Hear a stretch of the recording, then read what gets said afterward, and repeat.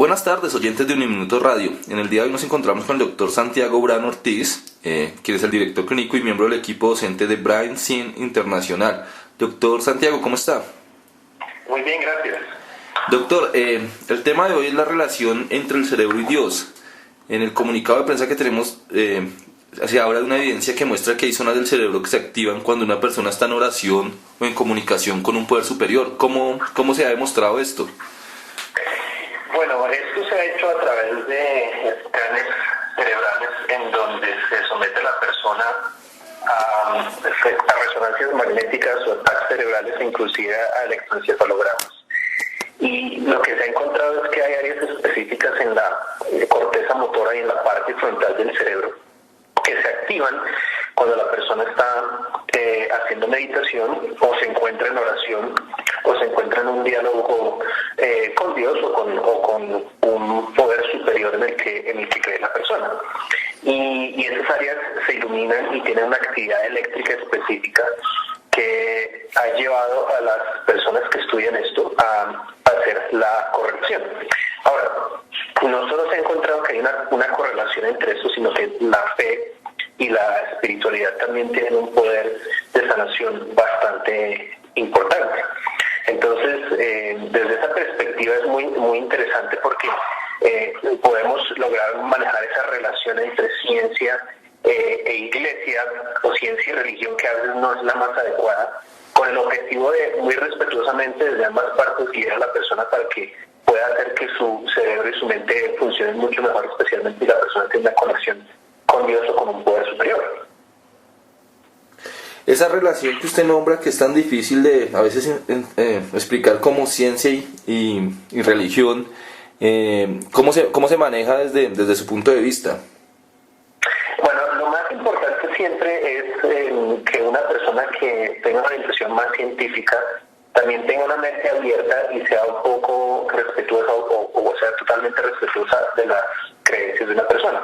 Porque después de todo, las creencias que tenga la persona pueden o facilitar u obstaculizar su tratamiento. Y yo me he topado con personas que a veces son demasiado fanáticas y su fanatismo lo que hace es obstaculizar su progreso y la mejoría de su salud.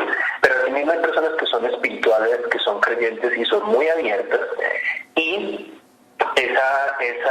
eso se utiliza como una ventaja, como un valor agregado para su tratamiento.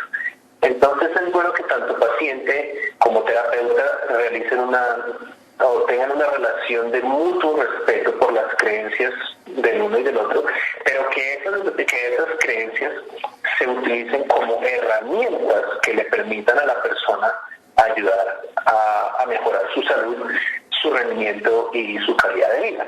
Es decir, que si la persona cree mucho en Dios y pone en manos de Dios muchos de los aspectos de su vida y su salud también, tenga presente también que tiene un cuerpo, que Dios le dio un cuerpo, y que hay unos aspectos biológicos que también son responsabilidad del mismo. Entonces, que así como pone en manos de Dios, también utilice ese libre albedrío que Dios le dio para cuidar de sí mismo y lograr, pues obviamente, mejorar mucho más. Doctor, ¿qué es el Brain Neurofeedback? Bueno, el neurofeedback es una técnica de entrenamiento del cerebro, es una técnica específica de entrenamiento del cerebro que no es invasiva y que ayuda a la persona a autorregular la actividad de su cerebro. Cuando nuestro cerebro no funciona bien, nosotros no podemos funcionar bien. ¿Qué quiere decir eso? Que si mi sueño está afectado, si mi atención y mi concentración está afectada, si mi rendimiento en el trabajo o en el estudio o en el hogar está afectado, si mis estados de ánimo, si mi memoria, si las relaciones que tengo con las personas que están cerca de mí mismo o inclusive la relación que tengo con Dios se encuentra afectada de alguna manera, es probable que mi cerebro tenga alguna afectación, que no esté funcionando bien, y que sea la actividad eléctrica del cerebro, las ondas cerebrales, las que no están funcionando bien. El neurofeedback lo que hace es enseñarle a la persona a modificar bajo un control voluntario, a someter a un control voluntario esa actividad eléctrica, esas ondas cerebrales. ¿Para qué? Para que el cerebro pueda controlar mejor su concentración, que pueda manejar mejor la depresión, que pueda controlar el estrés y la ansiedad, que su relación con Dios sea mucho más potente y que su espiritualidad y su fe le ayuden a ser una mejor persona, un mejor padre de familia, un mejor hermano, un mejor hijo, un mejor esposo o esposa, un mejor trabajador, un mejor miembro de la sociedad. Es decir, que desde este concepto de neurofeedback se han curado algunas enfermedades cerebrales. ¿Cuáles son los resultados que ustedes ya han encontrado en este proceso? Bueno, más que hablar de enfermedades, nosotros hablamos de condiciones, y a mí en lo personal no me gusta rotular a la persona con una condición específica. Sí. Es decir, hay patrones cerebrales que muestran depresión, pero a mí no me gusta decirle a los consultantes: usted es depresivo, o usted es ansioso, o usted es inatento, o usted es esto, o usted es lo otro. ¿Por qué? Porque rotular algo, más allá de darle un nombre a eso, no ayuda mucho a la persona, y corremos el riesgo de que la persona se apropie de ese diagnóstico. Entonces, si yo le digo a la persona: es que usted es depresiva, la persona puede adaptar ese nombre y decir: es que yo soy depresivo, es que yo soy depresivo, o es que yo soy depresiva, y eso no contribuye en nada. La razón número 2 es porque, como el cerebro es entrenable y modificable, entonces lo que nosotros hacemos es hablar de tendencias. La persona tiene una tendencia a deprimirse, tiene una tendencia a estar ansiosa, tiene una tendencia a desconcentrarse, tiene una tendencia a no dormir bien. Y la buena noticia es que el neurofeedback es una herramienta muy poderosa que nos permite modificar esas tendencias y mejorarlas. Es decir, que si yo no duermo bien, puedo aprender a dormir mejor. Que si soy una persona que tengo una tendencia a estar ansioso una gran parte del tiempo, ya no tengo que estar tan ansioso. Puedo tener la opción de no estar ansioso, puedo tener la opción de no estresarme tanto, puedo tener la opción de no estar tan deprimido, puedo tener la opción de controlar mi ira, puedo tener la opción de relacionarme mejor con los demás. Entonces, lo que nosotros hablamos es de una tendencia que en algún momento no está funcionando bien por uno o más factores, y que podemos hacer que funcione mejor. Doctor, los oyentes que escuchen esta entrevista, ¿dónde lo pueden conseguir a usted para conseguir una cita, para un diagnóstico y que usted les pueda ayudar con estos temas? Claro que sí, hay las dos formas. Son para recibir la información, pueden visitar la página web, que es www.cerebroysalud.com, www.cerebroysalud.com, todo pegado. Ahí pueden encontrar la información, los videos que explican muy bien cómo se hace el proceso, y a través de WhatsApp o por celular al 321-455-9810. Me pueden escribir un mensaje por WhatsApp con su nombre y sus datos al 321-455-9810. Para esta primera consulta, para este primer momento, ¿qué es indispensable? O sea, una persona, si yo quisiera ir a visitarlo a usted, ¿cuál es el primer paso que debo hacer? ¿Que debo llegar sin prejuicio? ¿Cómo debo llegar? Bueno, esa es una muy buena pregunta, porque lo primero que hacemos es algo que se llama un mapeo cerebral. El mapeo cerebral es la evaluación diagnóstica, y es una evaluación no invasiva. Quiere decir que la persona viene, se le coloca un gorro, ese gorro tiene un gel especial que lo que hace es recoger la actividad eléctrica del cerebro. Es decir, no se le inyecta nada al cerebro, no se le inserta nada a la persona, simplemente se le coloca el gorro manda la información al computador, nosotros vemos las ondas cerebrales, y esas ondas cerebrales nosotros las podemos convertir en imágenes o mapas. Entonces convertimos mapas en tercera dimensión del cerebro que podemos girar, que vienen con una escala de colores. Y esos colores nos van a decir cuáles son las áreas del cerebro que están funcionando bien y cuáles son las áreas del cerebro que no están funcionando bien.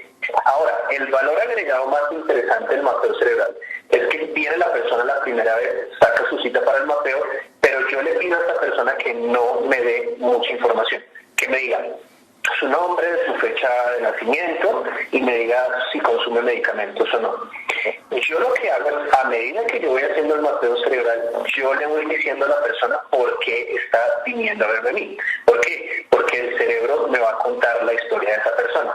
Me va a contar si no está durmiendo bien, me va a contar si es ansioso, me va a contar si tiene la tendencia a deprimirse, todos esos factores que lo están afectando. Entonces, de esa manera yo quiero generar, número uno, la credibilidad, y número dos, darle la confianza a la persona de que es una evaluación científicamente legítima y que me va a permitir conocer a esa persona un poco más. Entonces, yo le voy a decir por qué me está viniendo a ver a mí, y eso le genera confianza y tranquilidad al consultante. Más o menos, ¿cuánto tiempo se toma cambiar una tendencia? Lo que usted decía, una tendencia, no hablemos de una condición ni una enfermedad, ¿cuánto tiempo se toma más o menos en promedio cambiar una tendencia de una persona depresiva, de una persona que tiene un problema de salud? Bueno, eso normalmente nosotros hacemos entrenamientos que son bloques de 20 sesiones. Esas 20 sesiones se hacen más o menos en 2 meses de tratamiento, haciéndola con una frecuencia de dos sesiones a la semana como mínimo. Si la persona tiene la disponibilidad de hacer más sesiones a la semana, obviamente el tiempo de entrenamiento se hace en más corto tiempo. Normalmente las personas tienen 2 tipos de cambios. Uno que son efectos de sesiones, es decir, viene una persona que me dice, Santiago, yo no duermo bien y no duermo bien hace 5, 10, 15, 20 años. Hacemos la primera sesión de entrenamiento y al día siguiente la persona me dice, dormí por primera vez en 20 años. Ese es un efecto de sesión. Algunas personas lo presentan, otras personas no. El segundo efecto que se presenta es el efecto del entrenamiento. Es decir, entre las primeras 5 y 10 sesiones, normalmente, es decir, a la primera semana o 2, las personas ya empiezan a notar cambios significativos. Algunas personas los notan más, otras personas los notan menos. ¿Por qué? Porque obviamente hay diferencias individuales.